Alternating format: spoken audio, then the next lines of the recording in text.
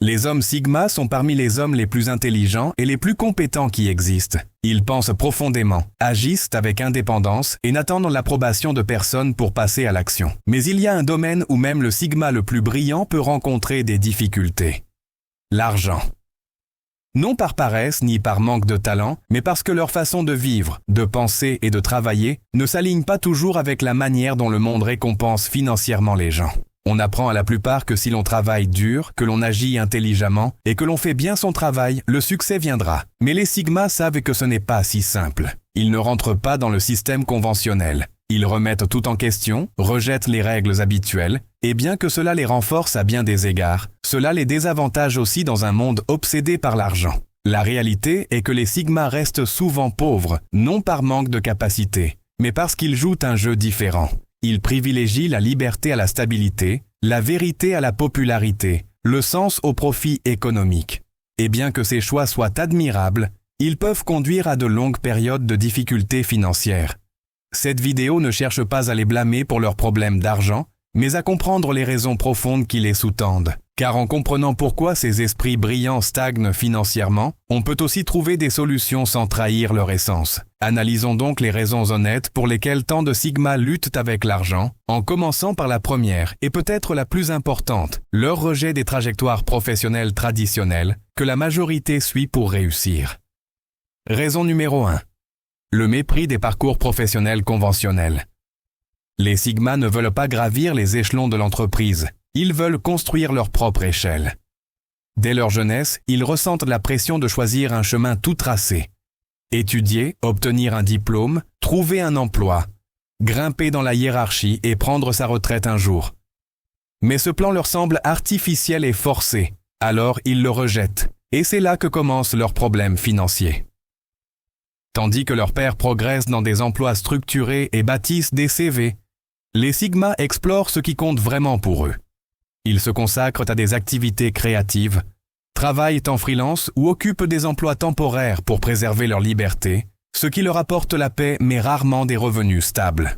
Pour la société, ils semblent en retard. Leurs amis achètent des maisons, obtiennent des promotions et accumulent des économies, tandis que le Sigma continue de chercher, passant d'un emploi à l'autre, testant des idées et questionnant le système, non par désintérêt pour la réussite, mais parce qu'il la veut à ses propres termes. Bien que compétents, ils refusent de jouer le jeu impliqué par la plupart des carrières. Ils évitent les politiques de bureau, ne supportent pas de rendre des comptes à ceux qui ne les comprennent pas et refusent d'échanger leur temps contre de l'argent si cela sacrifie leur raison d'être. Cette mentalité est courageuse, mais elle rend aussi le parcours difficile. Beaucoup de Sigma finissent dans des domaines mal payés au début. Écriture, design, coaching, petites entreprises ou technologie autodidacte, construisant seuls et affrontant des années difficiles avant de connaître le succès. De plus, ils rejettent des opportunités lucratives si les structures leur semblent oppressantes. Quittent des emplois stables parce qu'ils se sentent piégés et évitent de gravir des échelons qui les mèneraient à une vie qu'ils ne désirent pas. Bien que compréhensible émotionnellement, cela a un coût financier. Certains finissent par trouver un équilibre, bâtissant quelque chose de rentable sans sacrifier leur liberté, mais beaucoup passent des années à lutter, passant d'un projet à l'autre sans accumuler de véritables richesses. Ce n'est pas un manque de talent, mais une dissonance entre leur essence et le fonctionnement du monde de l'argent. Et sans apprendre à combler cet écart, ils restent bloqués, brillants mais fauchés. Raison numéro 2, l'aversion pour le réseautage. Le monde fonctionne avec des relations, mais les Sigma ne jouaient pas ce jeu. Ils ne feignent pas l'amitié, n'assistent pas à des événements juste pour distribuer des cartes de visite, détestent les conversations superficielles et évitent les cercles fermés. Bien que cela préserve leur énergie, cela les exclut aussi d'un pilier de la réussite financière, les connexions. Dans la plupart des industries, qui vous connaissez compte autant, voire plus, que ce que vous savez.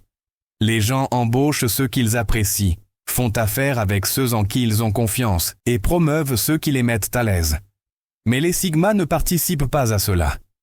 Ils veulent être respectés pour leur travail et leur intégrité, pas pour leur capacité à socialiser. Cette attitude limite leur croissance. Ils peuvent être plus talentueux que leurs concurrents, mais tandis que d'autres bâtissent des réseaux visibles, le Sigma travaille dans l'ombre, espérant que son travail parle pour lui. Cela fonctionne parfois, mais ce sont généralement les plus extravertis qui l'emportent. Ils évitent les environnements de groupe, rejettent les fêtes d'entreprise et les team buildings. Et bien que cela protège leur paix intérieure, cela les isole aussi des personnes clés pour leur croissance. Ils peuvent même brûler des ponts sans le vouloir. Quand un client ou un collègue cherche plus de contacts, le Sigma prend ses distances, non par rudesse, mais parce qu'il croit que le travail devrait suffire. Pourtant, dans bien des domaines, la relation personnelle compte davantage. Avec le temps, cela réduit leurs opportunités. Ils ne sont pas invités aux réunions importantes, ne reçoivent pas de références ou ne sont pas considérés pour des projets majeurs parce qu'ils ne sont pas sur le radar. Pour eux, c'est frustrant. Ils savent qu'ils ont du talent, mais le monde n'est pas fait pour les loups solitaires, mais pour les tribus et les cercles d'influence. Et les Sigma, par nature, préfèrent rester seuls. Ce choix préserve leur intégrité, mais maintient aussi leurs revenus bas. Certains apprennent à réseauter à leur manière, trouvant des méthodes authentiques pour se connecter sans se vendre. Mais beaucoup restent bloqués, brillants mais pauvres, car ils ne parviennent jamais à équilibrer solitude et stratégie. Raison numéro 3, sous-estimer la valeur de l'autopromotion. Les Sigma sont axés sur le fond, pas sur la forme. Ils se concentrent sur l'exécution, pas sur en parler. Ils croient que les résultats devraient parler d'eux-mêmes. Mais dans le monde actuel, rester silencieux a un coût. Si personne ne voit ce que vous faites, personne ne pourra le valoriser, le soutenir ou le payer. C'est là que beaucoup de Sigma stagnent. Ils peuvent exceller dans leur domaine, mais ont du mal à le partager ou à le montrer. Ils voient l'autopromotion comme de l'égocentrisme ou de la fausseté, et préfèrent rester discrets, ce qui, bien qu'humble, les rend invisibles. Dans les emplois classiques, cela se traduit par des promotions perdues. Leurs supérieurs ne remarquent pas leurs efforts dans l'ombre, et comme ils ne réclament pas de crédit, d'autres en récoltent les fruits. Dans l'entrepreneuriat, c'est pire. S'ils sont créateurs ou freelanceurs, leur plus grande faiblesse est la visibilité. Ils peuvent avoir des produits ou du contenu brillant, mais sans marketing, personne ne les découvre. Ils supposent que la qualité attirera des résultats, et bien que cela fonctionne parfois, lentement, dans des marchés compétitifs, l'attention est une monnaie d'échange, et ceux qui ne la réclament pas sont distancés. De plus, ils évitent de s'attribuer des mérites. Ils sont mal à l'aise de dire « j'ai fait ça » ou « c'était mon idée ». Alors d'autres s'approprient leur réalisation. Ce comportement naît de la fierté, pas de l'ego, de la croyance que le vrai travail n'a pas besoin d'applaudissements. Mais en pratique, cela nuit à leurs finances, car le monde promeut ce qu'il voit, et si vous ne vous montrez pas, vous disparaissez. Les Sigma qui surmontent cela apprennent à s'auto-promouvoir sans se trahir. Ils partagent leur processus, parlent de leur réussite avec honnêteté, sans arrogance, et gagnent progressivement une attention authentique. Mais beaucoup ne franchissent jamais cette étape. Ils restent en retrait et leur talent, bien que réel, ne se transforme jamais en argent réel. Raison numéro 4, privilégier la passion au profit économique. Les Sigma ne poursuivent pas un emploi juste pour le salaire. Ils cherchent un but, un sens et un alignement avec leurs valeurs. Si un travail leur paraît vide, ils l'abandonnent même s'il paie bien. Si une entreprise ne les passionne pas, ils la ferment même si elle est rentable.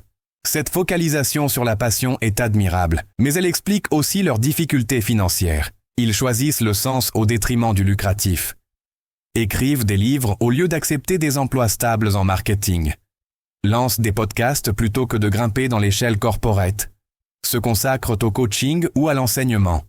Des activités nobles, mais pas toujours bien rémunérées au début.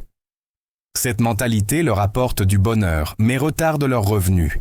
Ils peuvent passer des années à construire quelque chose de porteur de sens, ce qui est précieux à long terme, mais les laisse dans la pauvreté à court terme. De plus, ils résistent à se tourner vers des carrières sûres, même en temps de crise, car pour eux, faire quelque chose qu'ils détestent pour de l'argent équivaut à mourir à petit feu. Ils préfèrent être pauvres, mais authentiques que riches et malheureux. Cela crée des tensions. Les dettes s'accumulent, la pression monte, et pourtant, le Sigma maintient sa position, confiant que son chemin portera ses fruits un jour. Parfois, ça marche, mais souvent, l'argent arrive trop tard ou jamais. Trouver l'équilibre entre passion et rentabilité est clé, mais les Sigma tardent souvent à faire cet ajustement. Raison numéro 5, la résistance à l'autorité et aux structures. Les Sigma n'acceptent pas les ordres facilement. Ils méprisent être managés, corrigés ou contrôlés, valorisant la liberté par-dessus tout. Cela fait d'eux d'excellents leaders ou travailleurs indépendants, mais les exclut aussi des rôles bien payés dans des environnements structurés. Dans les entreprises traditionnelles, les promotions vont généralement à ceux qui suivent les règles et plaisent à leurs supérieurs. Mais les Sigma remettent en question les politiques, défient les décisions et travaillent mieux en autonomie, ce qui les étiquette comme difficiles ou peu coopératifs. Ils peuvent être plus intelligents que leurs patrons ou plus créatifs que leurs collègues, mais en rejetant le système, ils ne montent pas, sont marginalisés ou démissionnent par frustration. Cela affecte aussi leurs relations avec les clients. Si un client tente de les micromanager, le Sigma résiste ou abandonne le projet, protégeant sa vision mais limitant ses revenus. Pour eux, la structure est une prison, mais dans bien des domaines, la structure rime avec rentabilité. Tant qu'ils n'apprendront pas à s'adapter, sans se soumettre, ils continueront à se heurter au même mur. Raison numéro 6, la préférence pour la solitude. Les Sigma sont solitaires par nature. Ils trouvent paix, créativité et concentration dans la solitude. Mais cela limite aussi leur succès financier, car dans le monde réel, la croissance vient souvent du travail d'équipe. Partenaires, investisseurs, mentors, collaborateurs. Le Sigma, cependant, se méfie de dépendre des autres. Il se fie d'abord à lui-même et construit dans l'isolement, ce qui se traduit par moins d'alliances, moins d'occasions de grandir et moins de visibilité. Il peut être un écrivain brillant qui n'embauche jamais d'éditeur, ou un entrepreneur qui refuse l'aide extérieure, limitant ainsi sa portée. De plus, son hermétisme rend difficile pour les autres de le découvrir ou de collaborer avec lui. Tandis que des concurrents moins talentueux mais mieux connectés progressent, le Sigma reste à la traîne. Certains acceptent ce compromis. Ils préfèrent avancer lentement et seuls que rapidement avec des gens qu'ils ne respectent pas. Mais d'autres finissent par comprendre que la solitude, bien que puissante, n'est pas toujours rentable. Apprendre à collaborer sans perdre son essence est clé, mais pour beaucoup, cette leçon arrive trop tard. Être brillant ne suffit pas toujours. Les Sigma ont l'esprit, les compétences et la détermination, mais leur façon d'évoluer dans le monde les empêche d'accumuler de la richesse, non par incapacité, mais parce qu'ils ne sont pas conçus pour suivre le système conventionnel. Ils fuient le réseautage faux, rejettent le succès superficiel et poursuivent le sens plutôt que l'argent, ce qui les rend authentiques, mais rend aussi leur parcours plus ardu. Pourtant, ils n'ont pas à rester pauvres. Ils n'ont pas besoin de se vendre pour réussir. Juste d'apprendre à naviguer le système sans se trahir. Cela implique de se montrer, de parler clairement et de construire avec intelligence, pas seulement avec effort. Il ne s'agit pas de changer qui ils sont, mais d'utiliser leur essence de manière à ce que le monde puisse la voir, la soutenir et la récompenser. L'esprit Sigma est un trésor, mais s'il n'est pas partagé, il reste un potentiel, et le potentiel ne paie pas les factures.